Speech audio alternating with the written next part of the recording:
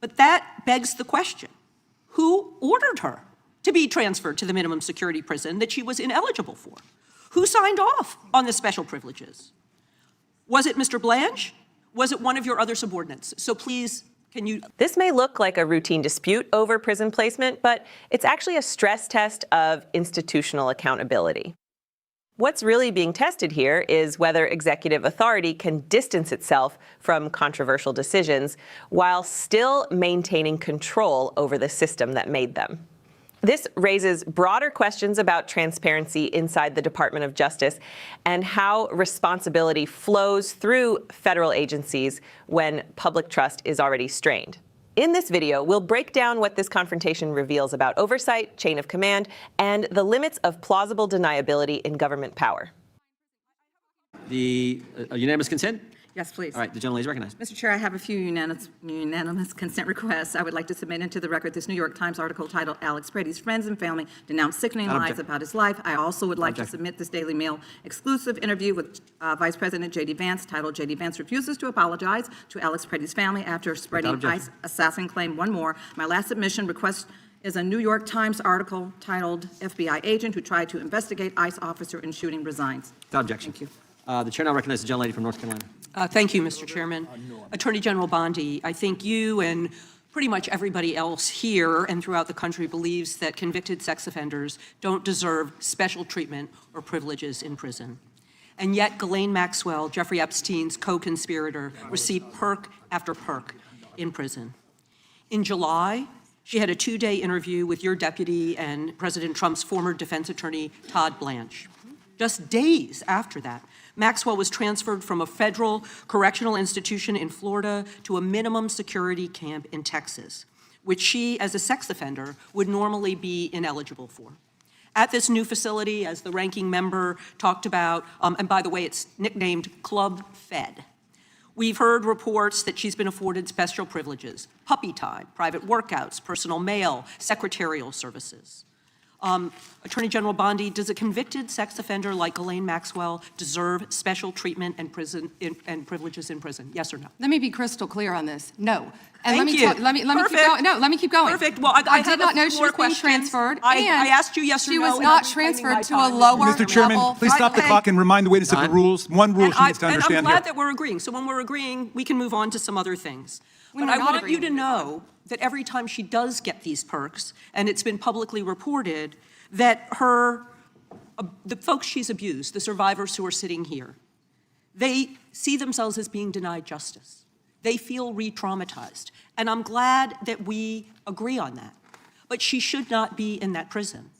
And she needs to be moved back to a maximum security prison as soon as possible. But what she has told another committee here is that she won't cooperate with them unless she gets clemency from Donald Trump.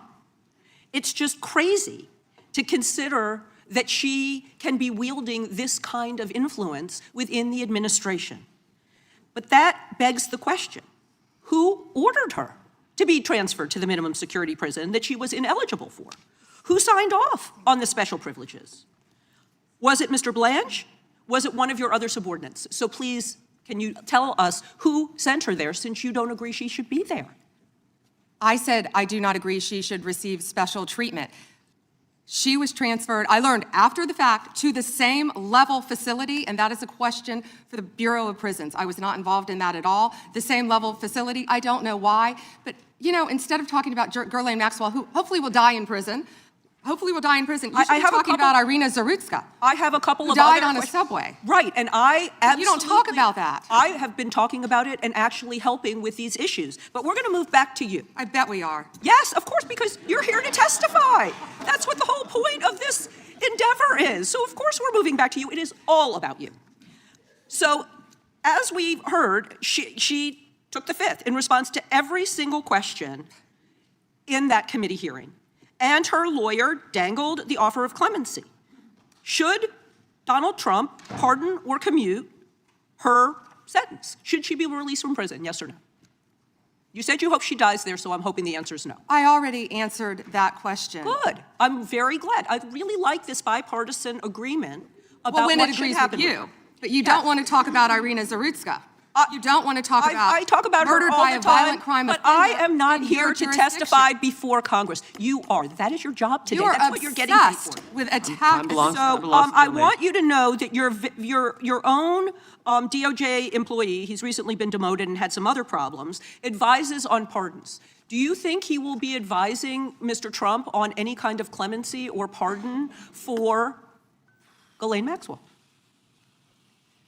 I'm not going to speculate, and you couldn't even identify properly. That's why you don't want to talk about Irina Zarutska. You couldn't properly identify her relative. I absolutely embarrassing. have been, and her family, by the way, appreciates all of the condolences, all of the help, everything that our law enforcement in North Carolina has been doing to help her family. Her family feels well treated. Thank you, and I yield back. Gentlelady yields back. Gentleman from California is recognized. I'd ask unanimous consent to enter into the record an article by former Attorney General William P. Barr entitled, "Why Pam Bondi Did." In the final stretch of that hearing, the room tightened around a single, unavoidable question. Who ordered the transfer? The gentlelady from North Carolina laid out the timeline with clinical precision. A 2-day interview with Deputy Attorney General Todd Blanche, a former defense attorney for President Trump. Days later, Ghislaine Maxwell was moved from a federal correctional institution in Florida to what was described as a minimum security camp in Texas, a facility critics derisively nicknamed Club Fed. Reports followed of special privileges, personal mail handling, extra access, accommodations that, in the eyes of many, stood in stark contrast to the gravity of her crimes. Then came the direct challenge. Does a convicted sex offender deserve special treatment in prison? Yes or no? Attorney General Pam Bondi answered swiftly, no. She insisted she did not agree with special treatment. She said she had learned of the transfer after the fact. She directed responsibility toward the Bureau of Prisons. She distanced herself from the decision. But in congressional oversight, distance is never the end of the inquiry. It is the beginning, because the question was not simply whether Maxwell deserved privileges. The deeper question was about process, about authority, about who signed off and why. When a high-profile federal inmate is transferred to a facility for which she would normally be ineligible, according to the questioning lawmaker, that is not a routine administrative footnote. It becomes a test of the integrity of the system itself. The Bureau of Prisons operates under the Department of Justice. The Attorney General oversees that department. And when the public sees what appears to be a discrepancy between policy and outcome, trust begins to erode. The exchange grew sharper. The Congresswoman pressed further. If Maxwell is wielding this kind of influence, if her attorney is reportedly floating the possibility of clemency, then what does that say about the perception of justice? Should she be pardoned? Should her sentence be commuted? Bondi declined to speculate. She reiterated that she opposed special treatment. She pivoted toward other tragedies. She defended the department's broader record. The clock was stopped. The gavel hovered. The tension was unmistakable. Yet beneath the back and forth was a more profound theme: equal application of the law. The American justice system rests on a promise. Not perfection, but fairness. The promise that status, wealth, connections, and notoriety do not bend the rules. That a transfer from one facility to another follows clear guidelines. That privileges are not quietly expanded for the powerful, while ordinary defendants face the full weight of the system. Maxwell's name carries weight not because of celebrity, but because of the network of power her case represents. A case tied to figures of influence. A case that continues to fuel public suspicion about who is protected and who is exposed. In such cases, transparency is not optional.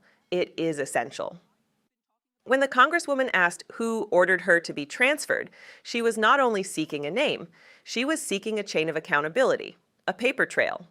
A demonstration that the system functions through rules, not favors.